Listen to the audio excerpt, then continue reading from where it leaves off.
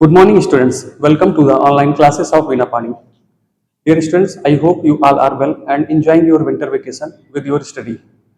Dear students, today we will discuss about the chapter perimeter and area. First of all, we will know about perimeter. Students, सबसे पहले हम समझने की कोशिश करेंगे पेरीमीटर हमारा क्या होता है। किसी भी फिगर, किसी भी शेप बाउंड्रीज का जो सम होता है उसी को बोलते हैं हम लोग पेरीमीटर। फॉर एग्जांपल, हमारे पास एक स्क्वायर है A B C and D. A B C D is a square. इससे पहले हम लोग फिगर्स के बारे में पढ़ चुके हैं। स्क्वायर हमारी ऐसी शेप होती है जिसकी ऑल साइड्स इक्वल होती हैं। तो लेट कर लेते हैं A B equal to 4 centimetre, so BC will be 4 centimeter, CD will be 4 centimeter and ED will also 4 centimeter। जैसा कि मैंने बताया डेफिनेशन में, पेरीमीटर किसी भी शेप, किसी भी फिगर, किसी भी डायग्राम की बाउंड्रीज का सम होता है। तो यहां पर समझने की कोशिश करेंगे। Perimeter equal to A B first boundary plus BC boundary कह लीजिए या फिर आप इनको साइड्स भी बोल सकते हैं। BC plus CD plus DA। Value put करेंगे 4 plus 4 plus 4 and plus 4, 16 centimetre. यहां पर यूनिट्स को हमको ध्यान में रखना है। जो भी यूनिट्स हमारी डिस्टेंस की दी जाएगी वही लास्ट हमारी फाइनल यूनिट बनेगी पेरीमीटर की। क्लियर? सेकंड एग्जांपल एक और लेते हैं। मान लीजिए हमारे पास एक ट्रायंगल है ए बी एंड सी, इसके वर्टेक्स हैं। कंसीडर कर लेते हैं थोड़ी देर के लिए कि हमारा ट्रायंगल इक्विलैटरल ट्रायंगल है। तो इसकी साइड्स मान लेते हैं 4 सेंटीमीटर, 4 सेंटीमीटर एंड 4 सेंटीमीटर। हम लोगों को बिल्कुल भी अपने बेसिक कॉन्सेप्ट से भटकना नहीं है। जैसा कि पहली लाइन में मैंने बताया, sum of all the boundaries of the figure is called perimeter. यहां भी total 3 boundaries A B, B C and C A, इनका सम करेंगे। Perimeter equal to 4 plus 4 and plus 4 equal to 12 centimetre. Clear? I hope आप बहुत ही अच्छी तरीके से समझ चुके होंगे। इसके बाद हम लोग शेप्स पे डिस्कस करेंगे कि कितने टाइप्स के वेरियस टाइप्स ऑफ शेप्स होते हैं। तो उन शेप्स को कैटेगराइज करने की कोशिश करेंगे जिससे हम लोगों को इस तरह से चीजों को रटना ना पड़े, फॉर्मूले से उनको हम कैटेगराइज कर लें और जैसे ही कोई शेप हमारे पास सामने आती है तो उसको पहचान करके उसके पेरीमीटर का फॉर्मूला हम उस पर अप्लाई कर सकते हैं। तो सबसे पहले समझने की कोशिश करेंगे टाइप्स ऑफ शेप्स।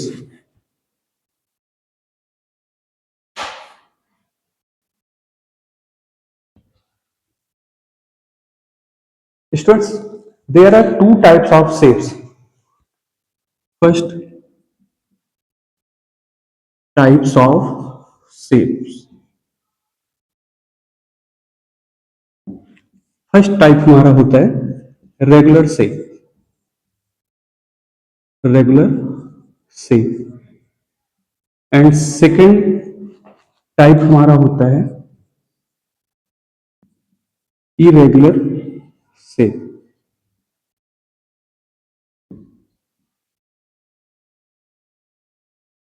अब सबसे पहले समझने की कोशिश करेंगे रेगुलर शेप्स हमारे क्या होते हैं। डियर स्टूडेंट्स, ऐसे शेप्स जिनमें हम लाइन ऑफ सिमेट्री ड्रॉ कर सकते हैं या फिर उनको हम 2 इक्वल पार्ट्स में डिवाइड कर सकते हैं, वो हमारे रेगुलर शेप्स कहलाते हैं। कैसे, आइए देखते हैं।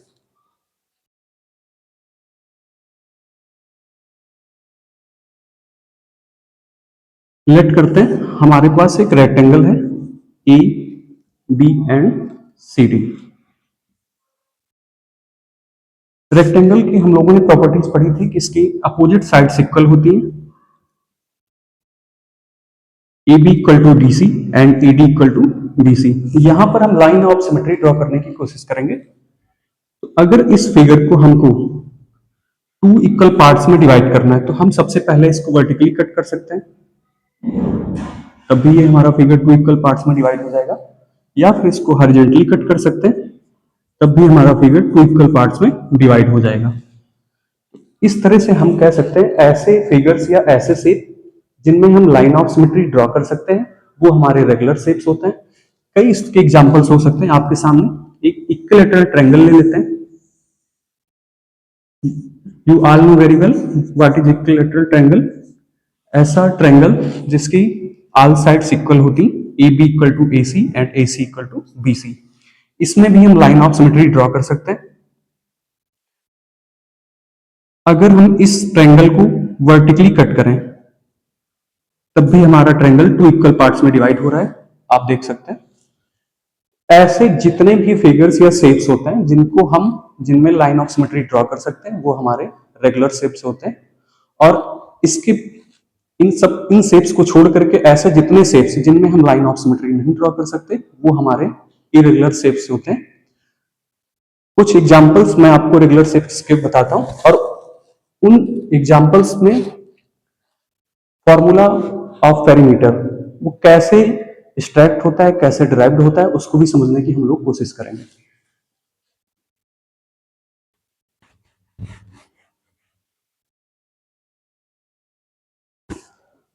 First example, square.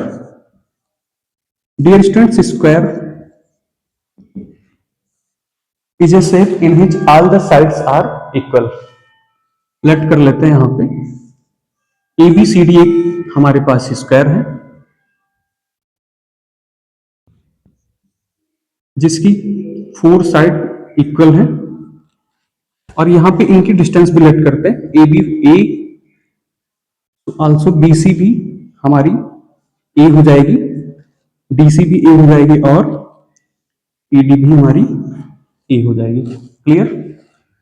स्टार्टिंग में मैंने आपको बताया था what is perimeter, the sum of all the boundaries of a used figure. यहां पे उसको अप्लाई करने की कोशिश करेंगे। Perimeter of square, perimeter of square equal to, चलिए बाउंड्रीज के सम को सम करते हैं, AB plus BC plus CD and plus ED। अब जैसा कि आप देख पा रहे होंगे सभी साइड्स की वैल्यू यहाँ पे ए लिट की गई है, तो हम वैल्यू रखेंगे A plus A and A. 4 times A लिखा गया है, इनको अगर हम ऐड करेंगे तो रिजल्ट हमारा बनेगा 4 into A. My dear students, यही फॉर्मूला होता है हमारा perimeter of square. Perimeter of square equal to 4 into A. Means अगर किसी भी स्क्वायर की आपको साइड पता है तो उस साइड को आप मल्टीप्लाई करते हैं 4 से, तो हमें उस स्क्वायर का पेरीमीटर बहुत ही इजीली मिल जाएगा, बहुत ही इजीली उसको फाइंड कर लेंगे। क्वेश्चन किस तरह से आते हैं, सीधे सीधे डेटा दिया रहेगा। If the side of a square is 4 centimetre then find the perimeter of a square. आपको पता है साइड दी गई है 4 centimetre and we know the formula of perimeter of the square. तो यहां पे फार्मूला राइट करेंगे, perimeter of square equal to 4 into A and A हमारे पास है 4 सेंटीमीटर। देन 4 इंटू 4, यूनिट को साथ साथ बिल्कुल लिखना है, नहीं तो हमारा आंसर इनकरेक्ट माना जाएगा अगर आप यूनिट लिखना भूल जाते हैं। 4 इंटू 4 16 सेंटीमीटर। तो इस तरह से आप किसी भी स्क्वायर के पेरीमीटर को आप फाइंड कर सकते हैं, डिफरेंट साइड्स के स्क्वायर। आप इस वीडियो को पॉज करके नोट करना चाहें तो आप इसको नोट कर सकते हैं। इसके बाद हम दूसरे रेगुलर शेप पे चलते हैं, रेक्टेंगल। डियर स्टूडेंट, रेक्टेंगल ऐसा रेगुलर शेप होता है जिसकी अपोजिट साइड्स एक दूसरे के इक्वल होती हैं।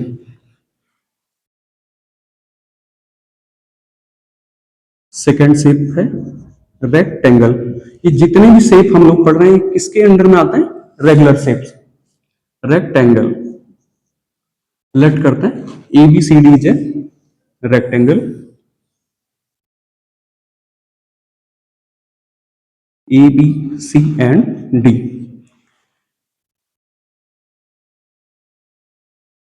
जिस साइड की डिस्टेंस ग्रेटर होती है, लार्ज होती है, उसको हम लोग लेंथ मानते हैं, और जिस साइड की लेंथ स्मॉल होती है उसको हम लोग ब्रेथ लिखते हैं।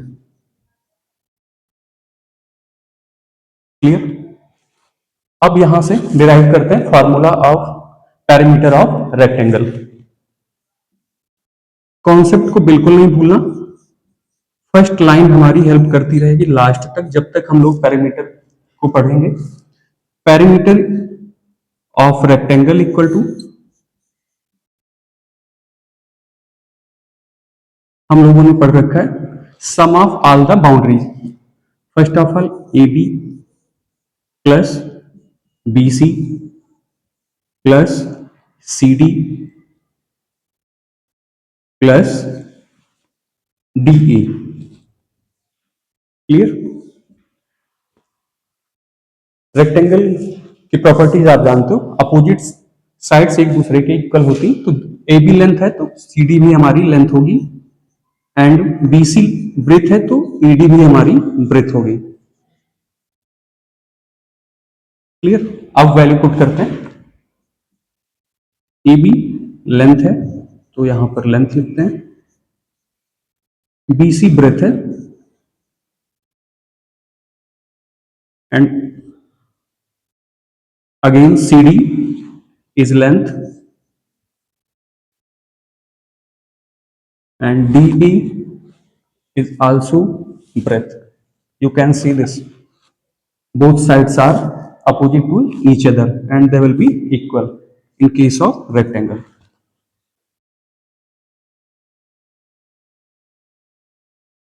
Breadth.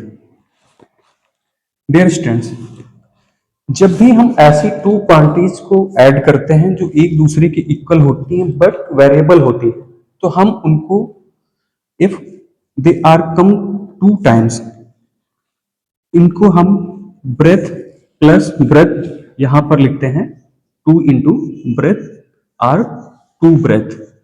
Clear? Plus length two length. अब यहां पे आप देख पा रहे होंगे दोनों टर्म्स में टू कॉमन मिल सकता है इजीली, तो हम टू कॉमन लेकर के ब्रैकेट के बाहर लिखेंगे, in bracket breadth plus length. Dear students, यही फॉर्मूला होता है हमारा पेरीमीटर ऑफ रेक्टेंगल का। तो हम लोगों ने बहुत ही इजीली सीख लिया कि कैसे हमारा फॉर्मूला पेरीमीटर ऑफ रेक्टेंगल आता है। किसी भी चीज को रटना नहीं, कॉन्सेप्ट को हमको समझना है कि कैसे कहां से हमारा फॉर्मूला बनता है। Clear? This is the formula of perimeter of rectangle, two in bracket breadth plus length. अब किसी भी रेक्टेंगल की लेंथ आपको पता रहेगी, ब्रेथ आपको पता रहेगी, तो बहुत ही इजीली आप उसकी पेरीमीटर को फाइंड कर सकते हैं। एक एग्जांपल देखते हैं यहां पे।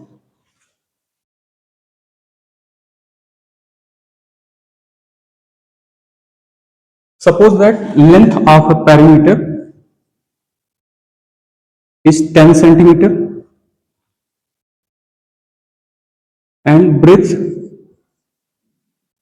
is 5 centimeter.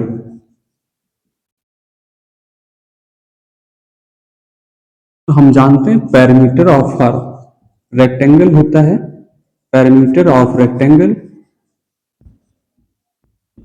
इक्वल टू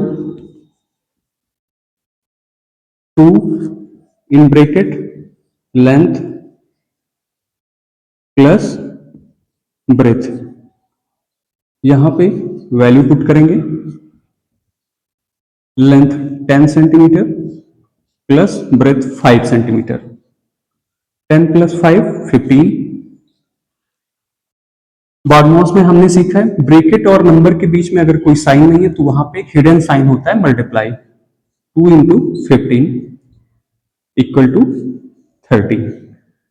साथ साथ यूनिट हमें कंसीडर करनी है, without unit answer is incorrect. Clear? I hope perimeter of rectangle आप यहां से इजिली फाइंड कर सकते हैं। इसके बाद चलते हैं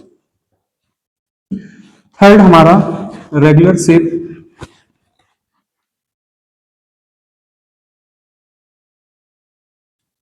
जो होता है वो है equilateral triangle.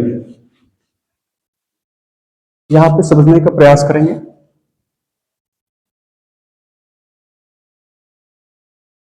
Equilateral triangle, previous classes में हम लोगों ने ट्रायंगल पढ़ लिया है, टाइप्स ऑफ ट्रायंगल पढ़ लिए थे। अब यहां पे इक्विलैटरल ट्रायंगल क्या होता है? ऐसा ट्रायंगल जिसकी ऑल साइड्स इक्वल होती है। लेट करिए हमारे पास एबीसी एक ट्रायंगल है जिसकी साइड्स ए एंड ए है। यहां पर अगर हम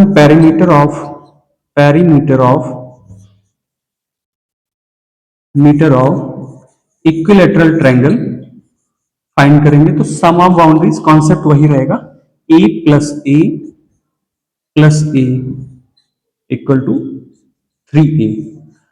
अगर आपके पास साइड दी गई है किसी पैरीमीटर, किसी इक्विलैटरल ट्रायंगल की, तो यहां से आप फार्मूला लगा सकते हैं, perimeter of equilateral triangle equal to 3a। Side की वैल्यू मल्टीप्लाई बाय 3 और आपको easily perimeter of equilateral triangle मिल जाएगा। क्लियर? रेगुलर शेप्स में कुछ हमारे पास और भी शेप्स होती हैं जिनके बारे में हम लोग जानेंगे, जैसे पेंटागन। ऐसा पेंटागन जिसकी सभी साइड्स इक्वल हो।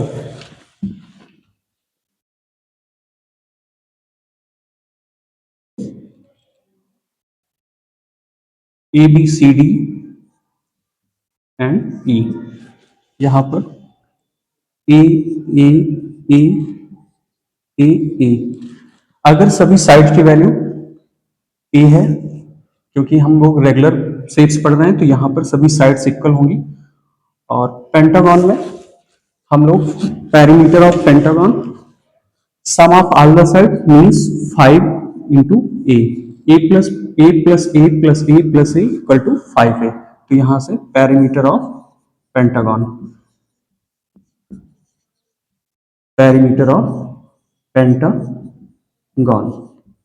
क्लियर? इस तरह से आप रेगुलर शेप्स में हेक्सागन, सेप्टागन, ऑक्टागन तक पढ़ सकते हैं, number of sides into value of side. Clear? यहां से हमको पैरीमीटर इजिली मिल जाएगा। अब इसके बाद हम कुछ ऐसी शेप्स के बारे में पढ़ेंगे जिनमें डिस्टेंस ऑफ साइड क्लियर नहीं होती। ये वेरियस साइड्स होती हैं, किसी में 3 सेंटीमीटर, किसी साइड की वैल्यू 4 सेंटीमीटर, किसी साइड की वैल्यू 5 सेंटीमीटर। तो यहां पर समझने की कोशिश करेंगे इन शेप्स का के पैरीमीटर को कैसे मेजर करते हैं। इरेगुलर शेप, ऐसे शेप्स जिनमें हम लाइन ऑफ सिमेट्री नहीं ड्रा कर सकते, या फिर अदर वर्ड्स में आप कह सकते हैं इनकी सभी साइड्स की वैल्यू डिफरेंट होती है। फॉर एग्जांपल कुछ भी ले लीजिए, बस फिगर हमारा क्लोज्ड होना चाहिए। मान लीजिए first figure A B C D and E, ठीक? ये 6 centimetre, 5 centimetre, 4 centimetre, 2 centimetre and 8 centimetre. इस केस में आपको किसी भी फॉर्मूले की कोई जरूरत नहीं पड़ती, पेरीमीटर फाइंड करने के लिए साइड्स का सम लेना है और इजिली आप पेरीमीटर फाइंड कर सकते हैं। 5 plus 4 plus 2 plus 8 plus 6, 8 6 14 2 16 4 25 25 centimetre. Clear. अब आपके मन में एक क्वेश्चन आ रहा होगा कि सर अगर सम ऑफ साइड्स ही करना है तो हम लोग रेगुलर शेप्स में फार्मूले क्यों पढ़ते हैं, वहां भी हम साइड्स का सम कर लेते हैं एक एक बार और इजिली हमको वैल्यू पता चल जाती है पेरीमीटर की। तो ऐसा हम क्यों करते हैं, क्यों फार्मूले पढ़ते हैं, क्यों हमको रटना पड़े फार्मूला, हम डायरेक्ट साइड्स को देख करके सम कर लेते हैं। क्या दिक्कत है, फार्मूला क्यों ही पढ़े। तो बेटा यहाँ पे रेगुलर और इरेगुलर शेप्स में फार्मूले पढ़ने का में और विदाउट फार्मूले सॉल्व करके पेरीमीटर लाने में बहुत ही छोटा सा डिफरेंस है। छोटा सा डिफरेंस ये है कि आपको टाइम बचाना है। फॉर्मूले जब आप पढ़ लेते हैं तो उसके पीछे आपको चीजें बहुत ही छोटी हो जाती हैं। यहाँ पे आपको, जब इसके पहले आपने देखा था rectangle, sum of all the boundaries. अब रेक्टेंगल में अगर आप फार्मूला पढ़ते हैं तो फार्मूला होता है 2 इन ब्रैकेट लेंथ प्लस ब्रेथ। सीधे सीधे आपको फार्मूले में वैल्यू रखनी है, आपको 4 टाइम्स नहीं लिखना पड़ेगा। क्लियर। रेक्टेंगल ऑफ स्क्वायर आप पढ़ते हैं तो वहां फार्मूला होता है 4 इंटू ए, मीन्स ए की वैल्यू 4 इंटू ए, आपको सीधे सीधे पैरामीटर मिल जाएगा। अगर फार्मूला आप नहीं रखते हैं तो सीधे सीधे आपको 4 बाउंड्रीज दिखानी पड़ेगी, दिखाने के बाद उनकी अलग अलग वैल्यू पुट करनी है, वैल्यू पुट करके फिर उनको ऐड करना है। क्लियर।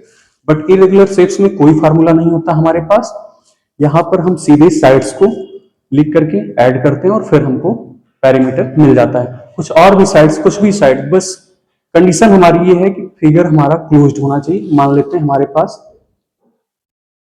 ये स्टार, क्लियर, ये भी हमारा काउंट होगा इरेगुलर शेप्स में।